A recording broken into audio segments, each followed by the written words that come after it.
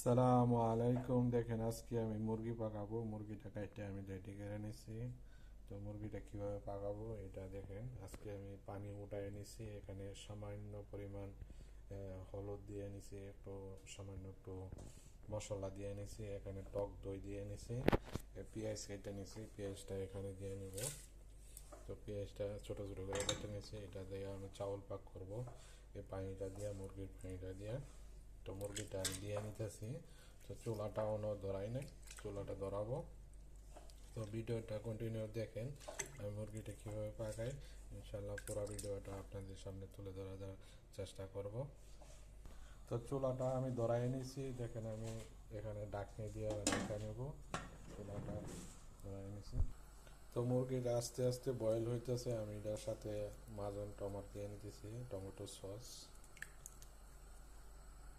তো মুরগির পানি দিয়ে চাউলটা পাক করব, ভাত পাক করব, সেই জন্য আমি চাউলটা নিয়ে আসছি। এটা ধুইয়া এক জায়গায় রাখবো। তো চাউলটা ধুইয়া দেখেন পানি দিয়ে রাখছি। আর এইদিকে আমার মুরগিটা বয়েল হইতেছে, আর এই পাশাপাশি টমেটো সস বানাইতেছি এই মুরগি দিয়ে খাওয়ার জন্য। এটা সব খাওয়াতেই থাকে।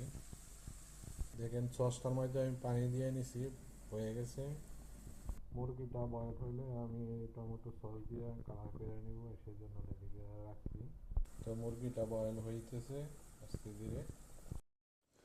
দেখেন মুরগিটা আমার বয়েল হয়ে গেছে, আমি অনেক উঠাই নিব, চুলা থেকে উঠাইয়া আমি ফেরানি দেব, আর মুরগির পানি দিয়া চাউল পাক করবো। তো ভিডিওর সাথেই থাকেন, দেখেন আমি কীভাবে মুরগিটা পাকাইতেছি। তো দেখেন মুরগিটা আমি উঠাই নিতেছি, ঠিক আছে, এখানে উঠাই নিতেছি ফেরানি দেওয়ার জন্য। আমার মুরগিটা ওটানি হয়ে গেছে, মুরগিটা একটু বাজন টমাটো দিয়ে কালার করবো, টমেটো সস দিয়ে আমার মুরগিটা হয়ে গেছে। আমি এটা একটু উপরে দিয়ে নিছি, মানে ফেরেমে দিয়ে নেব। দেখেন আমি ফেরেমে দিয়ে নিতেছি মুরগিটা। তো আমি চাউলের পানিটা ফালাই দিয়েছি, ফালাই দিয়ে আমি মুরগির পানি দিয়ে চাউলটা পাক করতেছি। তো চাউলটা আস্তে আস্তে হইতেছে, আমি চুলাটা ডিপ করে নিছি। দেখেন লবণ দিয়ে নিতেছি পরিমাণ মধ্যে, লবণ দিয়ে নিতেছি, পানি দিয়ে নিব এর সাথে পরিমাণ মতো। এটা মার গালা হয় না, এইভাবেই পানি পরিমাণ মতো দিয়ে নিতে হয়, এটা বাসমতি চাউল। তো দেখেন চাউলটা আস্তে ধীরে আমার হইতেছে, আমি অ্যালুমিনিয়াম দিয়ে ডাইখা নেব। তো আমার ভাতটা পাকানি হয়ে গেছে, আমি প্লেটে ঢালবো, অনেক রেডি করব।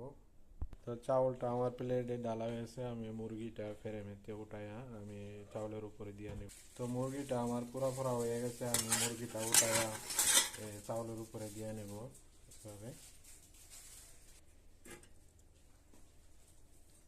দেখেন আমি চাউলের উপরে দিয়ে নিছি। তো খানাটা হয়ে গেছে। যদি খানাটা আপনার দিকে ভালো লাগে তাহলে একটা লাইক কমেন্ট ফলো করবেন।